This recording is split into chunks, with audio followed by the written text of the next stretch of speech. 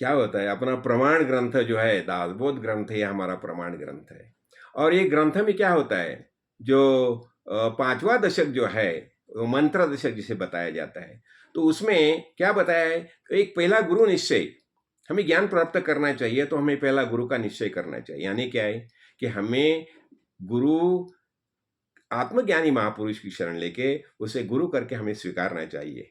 तो होते हैं, और ये गुरु कैसे होते हैं, क्या होता है देखो, ये गुरु क्या करता है, ये ब्रह्मज्ञान का उपदेश करता है, करना, और अज्ञान रूप अंधकार हटा के जीवात्मा और परमात्मा का ऐक्य करना, ये गुरु लक्षण है। वो क्या करता है, जीवात्मा और परमात्मा दोनों का ऐक्य करता है। और देव और भक्त, इनका स्वरूप और जीव रूप ये हटा के दोनों को एक रूप करना सदगुरु ही जानते हैं।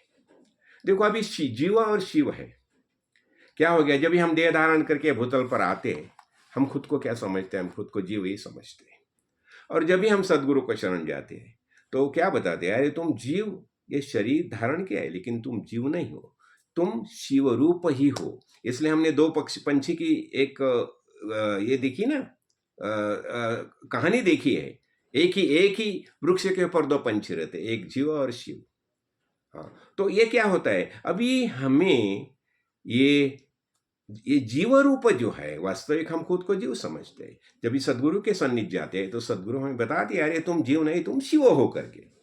तो अभी देखो, ये सदगुरु जो है, सदगुरु कैसे होने चाहिए, तो ये सदगुरु ब्रह्मनिष्ठ और श्रोत्रिय सदगुरु होने चाहिए। तो इसलिए क्या होता है देखो, हमें अभी इसके बारे में एक कथा सुनाई जाती है। एक मुसाफिर होता है, मुसाफिर, और अपने गांव निकलता है, गांव जाने को निकलता है। और रास्ते में एक नदियाँ रहती है, नदियाँ। अब ये नदियाँ है, उसे लांग कर उसे जाना है। तो क्या करता है देखो, उसमें से एक जो, वहाँ दो आदमी बैठे हैं। एक जो है, एक क्या है, वहाँ एक अंधा व्यक्ति है। और जो अंधा व्यक्ति है वो क्या बताता है कि मेरे साथ चलिए, मैं तुम्हें नदी पार ले जाऊंगा। कौन बताता है, अंधा। अच्छा, और दूसरा जो है, तो दूसरा क्या है, दूसरा है पंगु। अब ये जो पंगु है वो बताता है, देखो मैं जैसा बताता हूं ना, ये पंगु जो है, यानी देखो उसे ये निपाव नहीं है। यानी देखो क्या होता है, दूसरा जो है पंगु बताता है कि मैं जैसे बताता हूं वैसे आप जाइए। उससे आँख है, लेकिन क्या बताता है, तुम ऐसा सीधा जाइए, 20 फीट सीधा जाइए, बाद में थोड़ा सा दहिना मुड़िए और सीधा 5 फुट जाइए, और फिर तुम नदी के पार जाओ। ये कौन बताता है, जो जिसके पाँव नहीं है। तो अभी ये मुसाफिर है, सोचता है अरे ये तो इससे पाँव नहीं है, तो कैसे, ये कैसा गया होगा वहाँ। अच्छा, दूसरा बोलता है कि अंधा है, वो बोलता है मेरे साथ चलिए, तो उसे भी इसका अर्थ क्या हो गया, ये मुसाफिर है, दोनों के ऊपर विश्वास नहीं रख सकता। तो अब ये दोनों का अर्थ देखिए, जो अंधा है इसका अर्थ क्या हो गया, उसे पाँव है, पाँव है यानी क्या है, अनेक शास्त्र ग्रंथ का उसने पढ़ाई की है, और पढ़ाई किया और वो हिसाब से वो बता सकता है, ऐसा करो ऐसा करो ऐसा करो।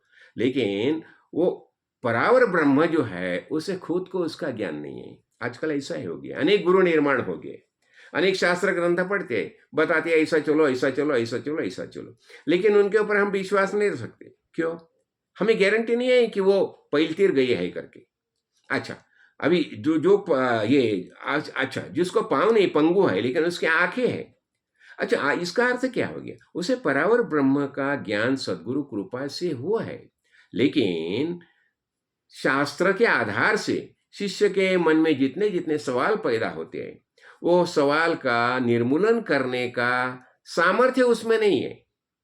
यानी ये कैसा हो गया, ये श्रोत्रिय जो है, तो हमें कैसे गुरु चाहिए, श्रोत्रिय यानी अनेक शास्त्र ग्रंथ के आधार से शिष्य के मन में जितने जितने सवाल निर्माण होते हैं, वो सवाल का जवाब देने का सामर्थ्य उन्होंने होना चाहिए। यानी हमें सदगुरु कैसे चाहिए, श्रोत्रिय, श्रोत्रिय यानी शिष्य के मन में जो सवाल निर्माण होते हैं, वो सवाल का निर्मूलन करने का सामर्थ्य उसमें होना चाहिए, यानी सदगुरु श्रोत्रिय चाहिए। और ब्रह्मनिष्ठ यानी क्या हो गया, उसे परावर ब्रह्म का ज्ञान होना चाहिए। खुद को, अभी देखो खुद को ज्ञान नहीं है, अभी खुद को ज्ञान नहीं है तो खाली शब्द के आधार से वो बताने वाला होगा तो हम उसके ऊपर विश्वास नहीं रखेंगे। और इसलिए क्या होता है देखो, जब भी हमने देखा ना, अपना इंद्रा और विरोचन दोनों गए, कहे प्रजापति के पास गए और उन्होंने बताया कि गुरुदेव हमें पितामह हमें ज्ञान का प्रबोधन कीजिए। तो देखो उन्होंने प्रबोधन किया और प्रबोधन करने के बाद ये इंद्र के दिल में शंका निर्माण होगी, मैं ये मेरा जो प्रतिबिंब दिखाई देता है वो आत्मा कैसा हो सकता है।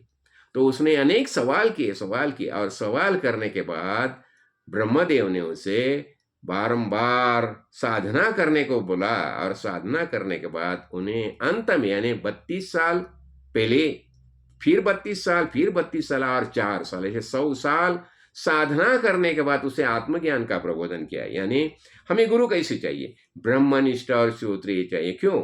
हमारे दिल में जो आशंका निर्माण होती है वह सब आशंका का समाधान करने का सामर्थ्य सदगुरु में होना चाहिए। नहीं तो क्या होता है, आजकल जो अनेक गुरु निर्माण हो गया है, अनेक तरीके से बताते हैं। देखो आज जितने मठ निर्माण हो गए उतने गुरु हो गए, हर एक मठ का एक गुरु हो गया, हर एक मठ का एक गुरु हो गया। लेकिन ऐसे गुरु के सानिध्य में जाके हमें आत्मज्ञान की प्राप्ति नहीं हो जाएगी। इसलिए हमें सदगुरु कैसे चाहिए? ब्रह्मनिष्ठ और श्रोत्रिय, यानी जिसे परावर ब्रह्म का ज्ञान है, एक बात होगी। और दूसरी बात ऐसी, शिष्य के मन में जितने जितने सवाल निर्माण होते हैं वह सब सवाल का निर्मूलन करने का सामर्थ्य उन्हें होना चाहिए। इसलिए देखो हम जब भी देखते हैं ना, भगवत गीता देखते हैं, देखो भगवत गीता, अर्जुन के मन में जितने जितने सवाल निर्माण हो गए, योगेश्वर भगवान ने उसे सब सवाल का जवाब दिया है और उसे अंत में बता दिया कि देखो मैं जो है बताता हूं ये सब कैसा है।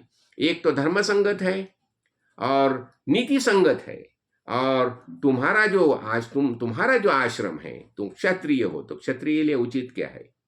तो ये धर्म के हिसाब से लोक संग्रह लोकानुसंग बोलेगे तो तुम इस लोक में रहते हैं तो उनके सबके हिसाब से तुम्हें युद्ध करना यानी योग्य है और करना ही चाहिए से बताती है। यानी हमें गुरु कैसे चाहिए? आत्मज्ञानी यानी ब्रह्मनिष्ठ और श्रोत्रिय गुरु चाहिए, और उनकी शरण लेने से ही हमें वास्तविक आत्मज्ञान का प्राप्त होना हो जाएगा। रजाधिराज सद्गुरुनाथ श्री काड़ सिद्धेश्वर महाराज की जय।